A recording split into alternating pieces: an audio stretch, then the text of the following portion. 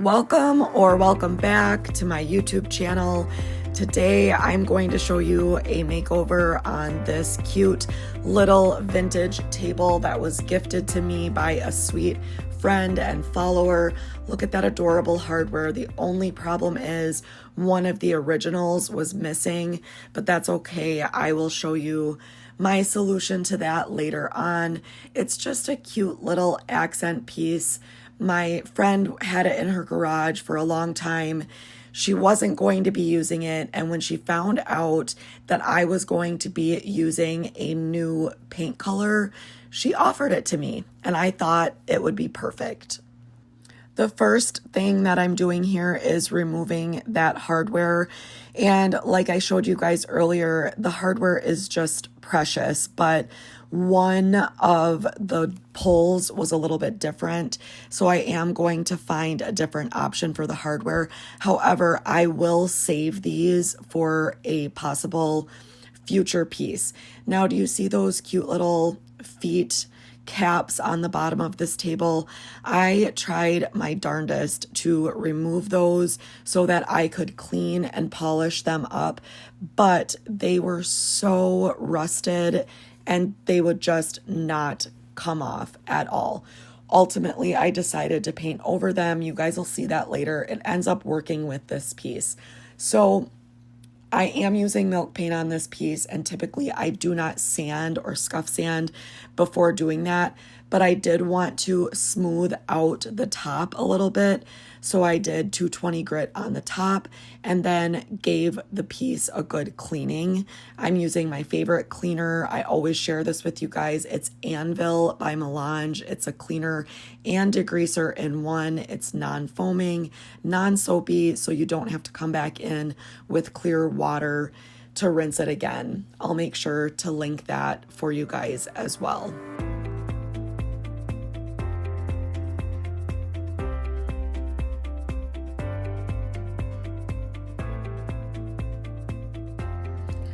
Now it's time to mix up the milk paint. So this is what it looks like, you guys. It's by Shacto Interiors. It's my favorite milk paint to use. This is a brand new color called Slate Teacup, and you can see it's that beautiful kind of mid blue.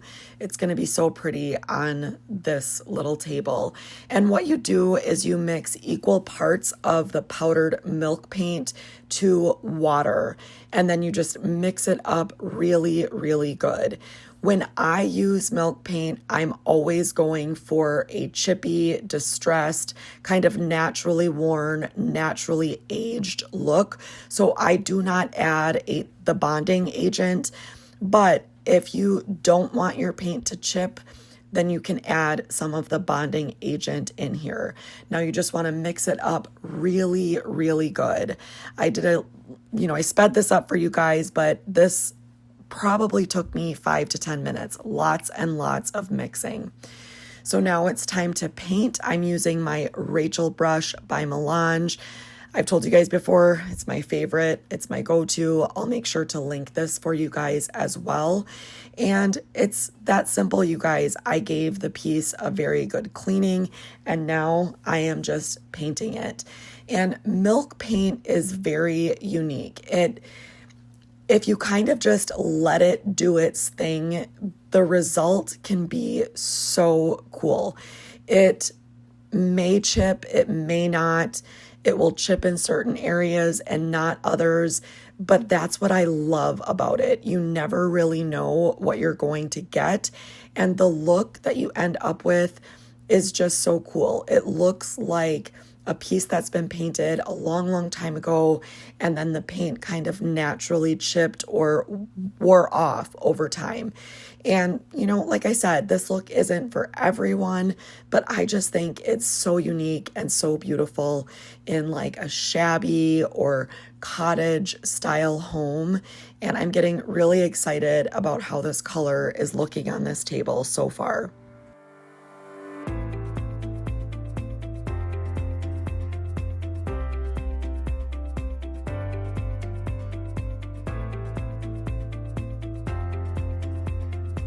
I did end up doing a total of 3 coats of this color, If you want to go for like a really worn or just almost like a washed look, you could get away with just one coat of this, but I did go ahead and do 3.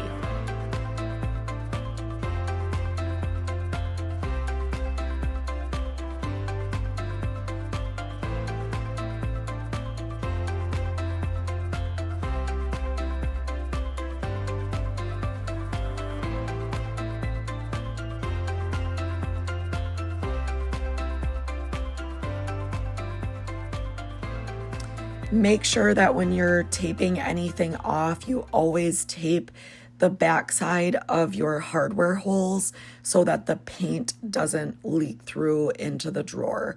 And that's what I'm doing here. I'm just taping off the edges, taping off the hardware holes, and then I will be getting some paint on the drawer.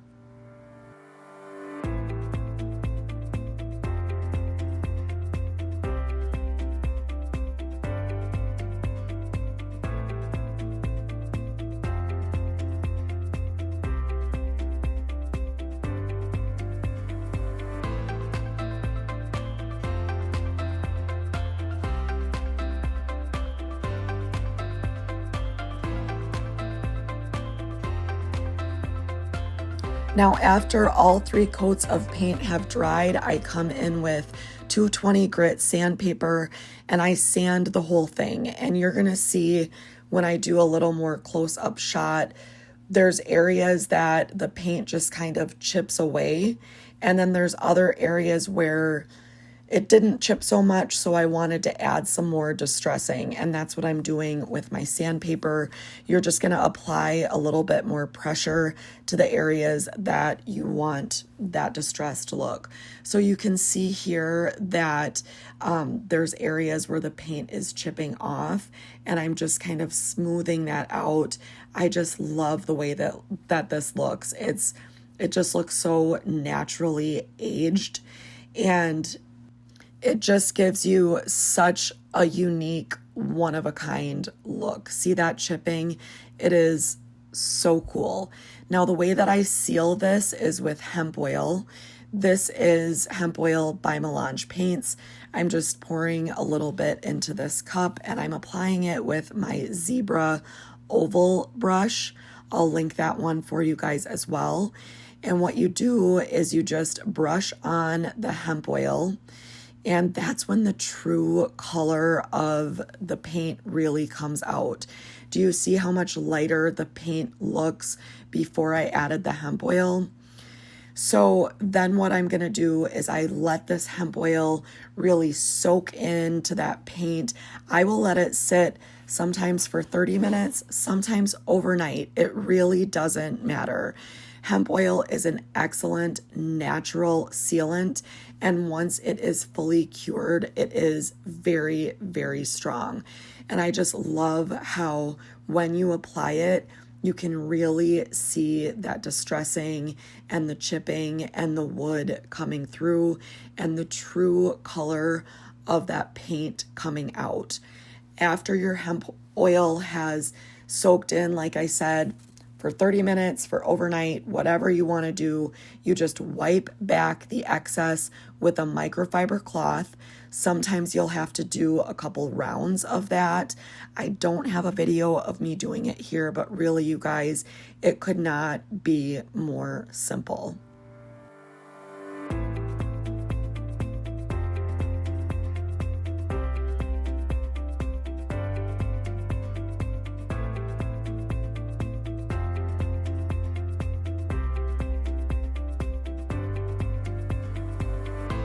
So here is what the piece looks like now, completely soaked in hemp oil. And you can see some areas have soaked it in a little bit faster than others. And this is exactly what you want. Just let it take a bath in the hemp oil. Let that paint really soak it in. And it's going to seal this piece. So even though you see that chipping, it's not going to chip any further. And that's another thing that I love about this. And because I sanded the whole piece with 220 grit, it's very smooth. It's a very smooth to the touch finish. It doesn't feel rough or chippy or anything like that.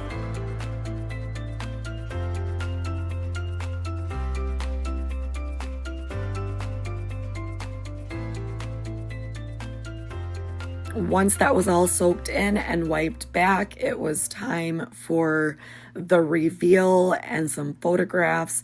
And here's what it looks like, you guys. It's so beautiful. I just love this color. I think it fits so perfectly with this cute little table. I did find some hardware that was very similar to the original. I got these at Hobby Lobby, and I think they look so good with that wood coming through. And it, like I said, they just fit the piece and the look that I was going for. Like I said, this is a very shabby or cottage or rustic look, and I personally love it.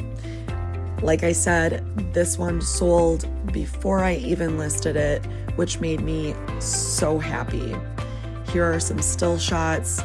It's just beautiful. You can use my code JEN10 for 10% off your Shacto interior orders. Here's their brand new palette, which is so good. Thank you guys for being here. Thanks for watching.